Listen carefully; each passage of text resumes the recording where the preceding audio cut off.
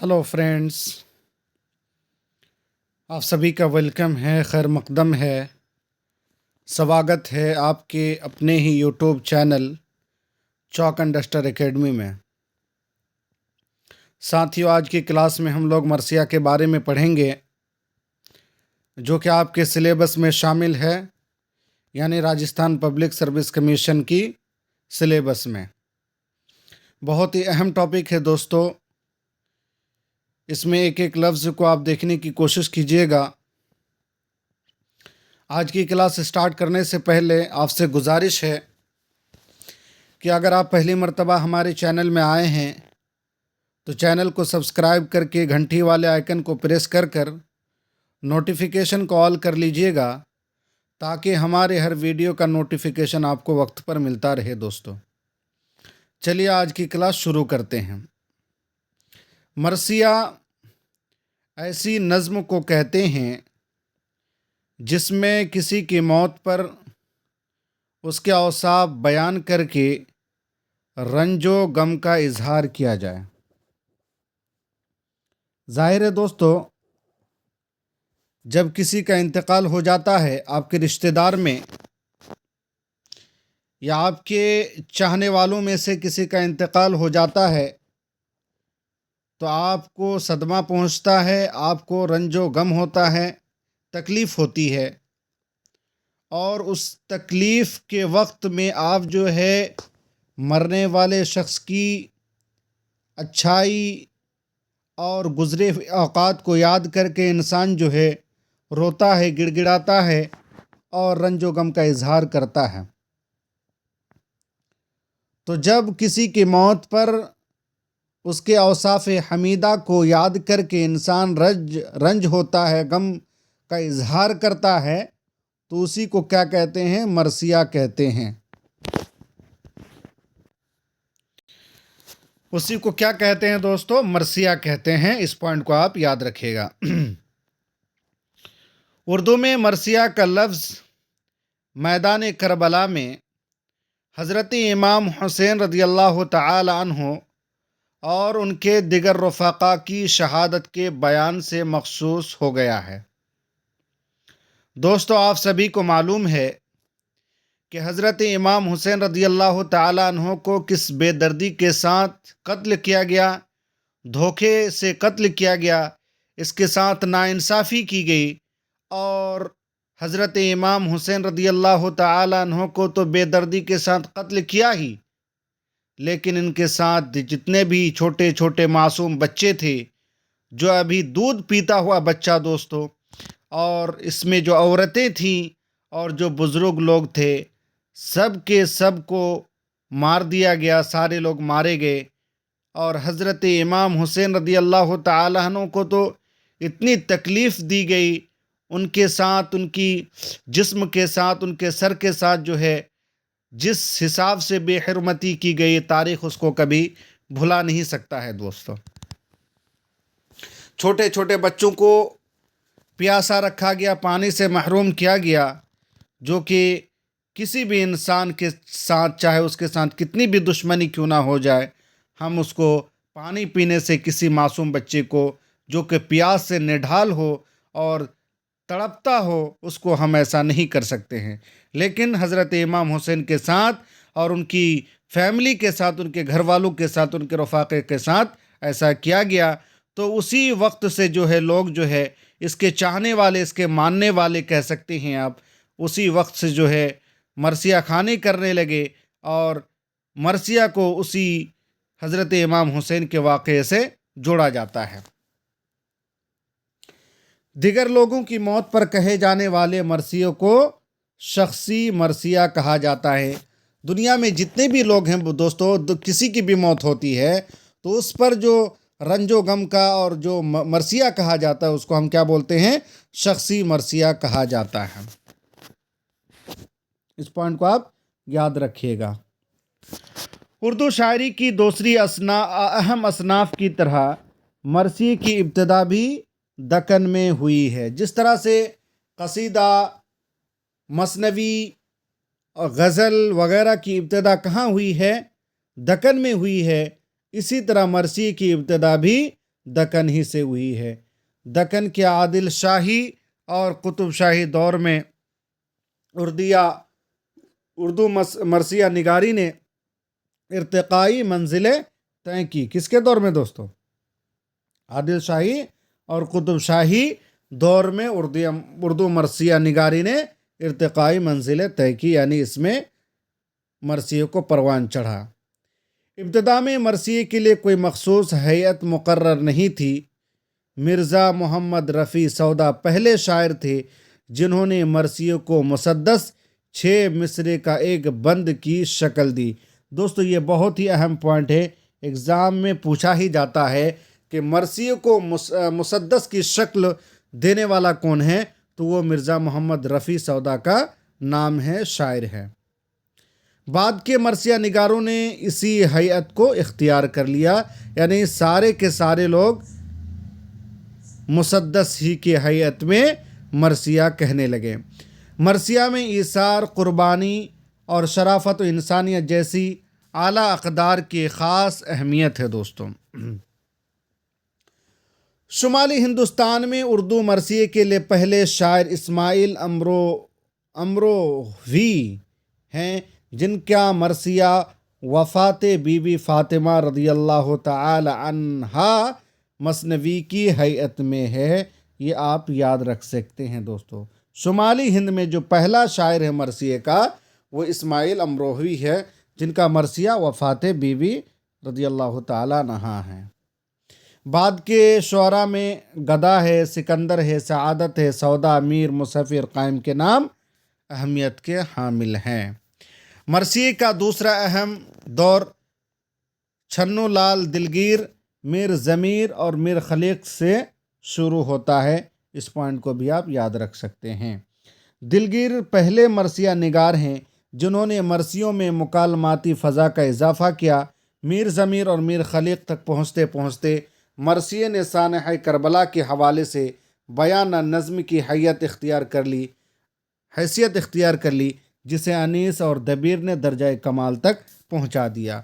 दोस्तों अनीस और दबीर जो है उर्दू मरसिया को जो है परवान चढ़ाने में, इसको तरक्की देने में इन दोनों का बहुत ही अहम किरदार है। और अगर किसी को बाकमाल मरसिया निगार कहा जा सकता है तो वो मीर अनीस और दबीर का नाम है। और मरसिए के दर्ज झेल अज्जाए तरकीबी तय पाए। अनीस के बारे में और दबीर के बारे में हम अलग से क्लास ले लेंगे। दोस्तों अब जो आगे अहम पॉइंट है दोस्तों, एग्जाम में पूछा ही जाता है, यानी मरसिया के अज्जाए तरकीबी, जो कि आपको याद होना चाहिए। पहला क्या है? चेहरा। मरसिया का इब्तिदाई हिस्सा चेहरा कहलाता है। जो शुरू के स्टार्टिंग के जो अशार होते हैं उसको क्या कहा जाता है? चेहरा कहलाता है। इस हिस्से में शायर मरसिए की तमहीद बांधता है। इसमें शायर क्या करता है? मरसिए की तमहीद बांधता है। ये तमहीद कभी मनाज़िर फ़ितरत के बयान पर, कभी कलम या शेर की तारीफ़ पर, कभी शायराना ताल्ला के बयान पर और कभी मौजू की मुनासबत से किसी फ़लसफ़ियाना मसले पर मबनी होती है। मिसाल के तौर पर अनीस का ये बंद मुलाहिज़ा हो जिसमें सुबह के मंज़र का बयान है। देखते हैं दोस्तों इसमें क्या है। चलना वो बादे सुबह के झोंकों का दम बदम, मुर्गाने बाग की वो खुश इल्हानिया बहम, वो आबो ताबे नहर वो मौजों का पेचो खम, सर्दी हवा में पर ना ज़्यादा ना बहुत कम, खा खा के ओस और भी सब्ज़ा हरा हुआ था, मोतियों से दामने सहरा भरा हुआ।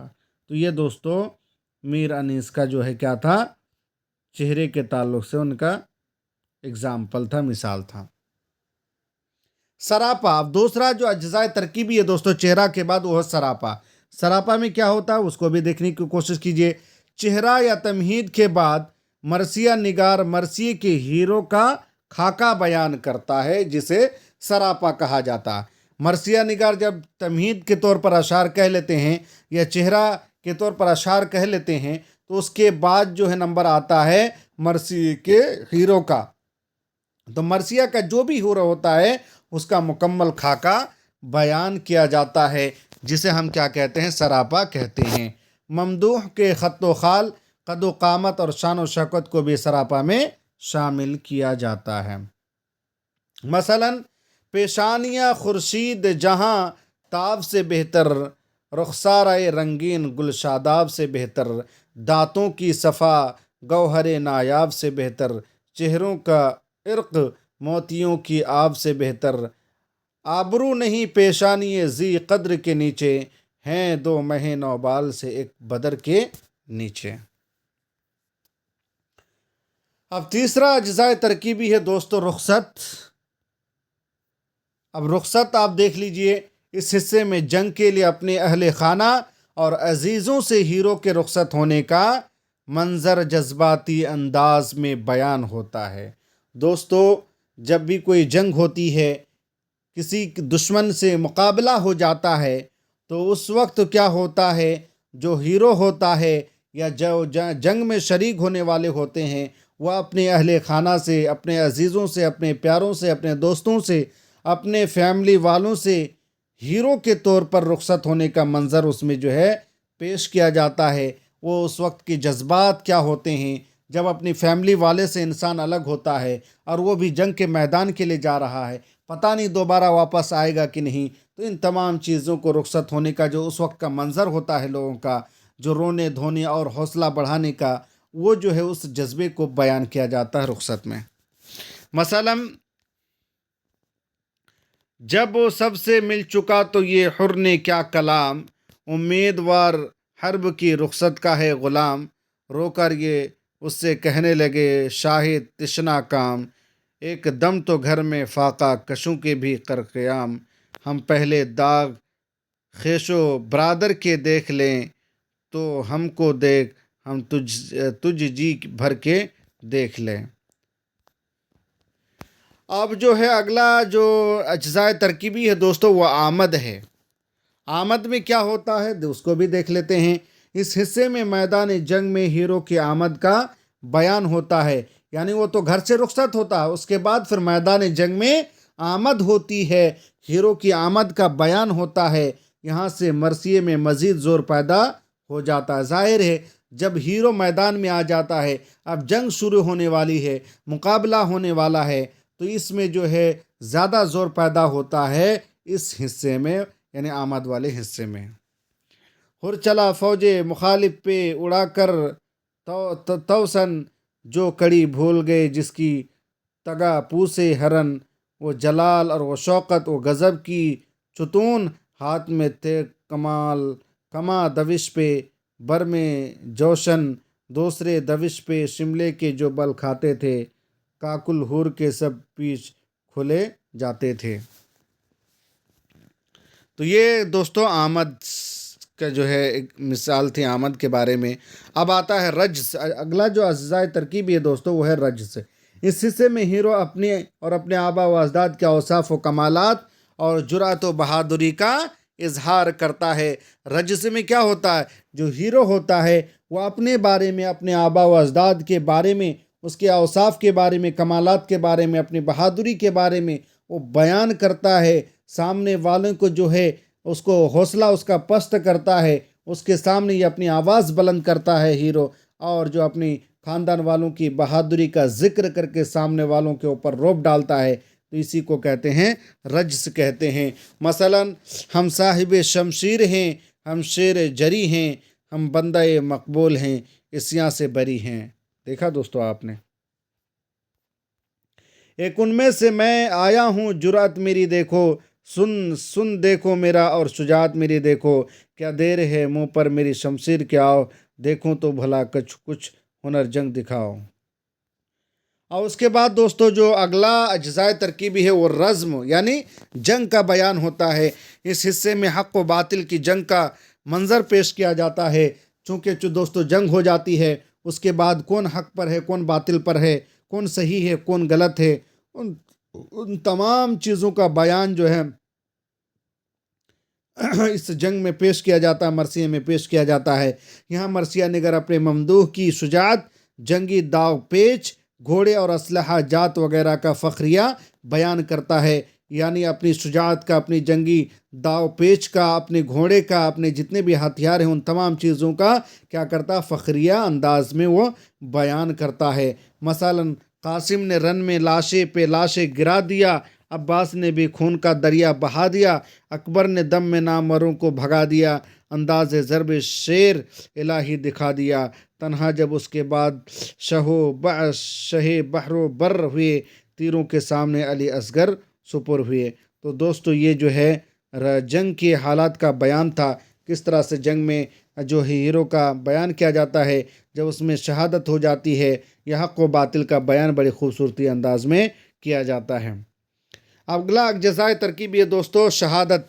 मरसिए का ये वो हिस्सा है जिसमें हीरो दुश्मनों से लड़ते हुए शहीद हो जाता है। ज़ाहिर है शहादत का मतलब शहीद होना, तो इस हिस्से में जो है हीरो जो है अपने दुश्मनों से लड़ते हुए क्या हो जाता है, शहीद हो जाता है। यहाँ मरसिया निगार शदीद रंजो गम का ऐसा माहौल पैदा करता है कि सोगवारी की कैफियत तारी हो जाती है। ज़ाहिर है यहाँ पर हीरो की शहादत हो जाती है, तो जो मरसिया निगार है वो उसी हिसाब से लफ्ज़ों का इंतखाब करता है, लफ्ज़ों को सेट करता है, और ऐसा लगता है कि रंजो गम का माहौल क्रिएट हो जाता है, पैदा हो जाता है। लेता था गश में हिचकियाँ वो चौधरी का माँ, जो गुज़र फ़र्क़े पाक पे मारा किसने, आह बैठा गले पे तीर के हालत हुई तबाह, रहवार से गिरा पेसरे शाह दी पना, बिनते रसूल रोने को मुंह ढांपने लगी, तड़पा वो नौजवान के ज़मीं कांपने लगी। तो दोस्तों इस तरह से जिसकी भी शहादत होती है उसके औसाफ़ हमीदा को बयान करके, उसकी बहादुरी को बयान करके, उसकी शुजाअत के बारे में बयान करके जो है दूसरे लोग भी रोते हैं। अब आखिरी जो है अज्जाए तरकीब वो बैन है। शहादत के बाद जब मैयत अहले खाना और अजीज़ों के दरमियान आती है तो गिरिया वज़ारी करते हैं, उसी आहो बुका को बैन कहते हैं। मसलन शब्बीर ने ये खेमे की दौड़ी से पुकारा, मारे गए अकबर घर लौट गया, ए 52वें दिलशाद तुम्हारा, मारे गए अकबर हम बेकस व तन्हा हुए, वह हसरतो दर्दा, जीने का सहारा ना रहा कोई सहारा, मारे गए अकबर। तो ये दोस्तों अज्जाए तरकीबी के बारे में कुछ बातें आपके सामने पेश की गई हैं। उम्मीद है कि आपको मरसिया के जितने भी अज्जाए तरकीबी हैं वो याद हो जाएगा। 20वीं सदी में जो मरसिए लिखे गए हैं उनका शुमार जदीद मरासी में होता है। 20वीं सदी में जो मरसिए लिखे गए हैं उनका शुमार जदीद मरासी में होता है। दोस्तों उनके मौज़ूआत रिवायती मरसिए से मुख्तलिफ होते हैं। रिवायती मरसिया बज़्म व रज़्म से पहचाना गया तो जदीद मरसिया हिम्मत व अज़्म का मुरक्का बना। जदीद मरसिए में अखलाक का दर्स, जुरात व हौसला व फ़लसफ़ा का इज़ाफ़ा हुआ।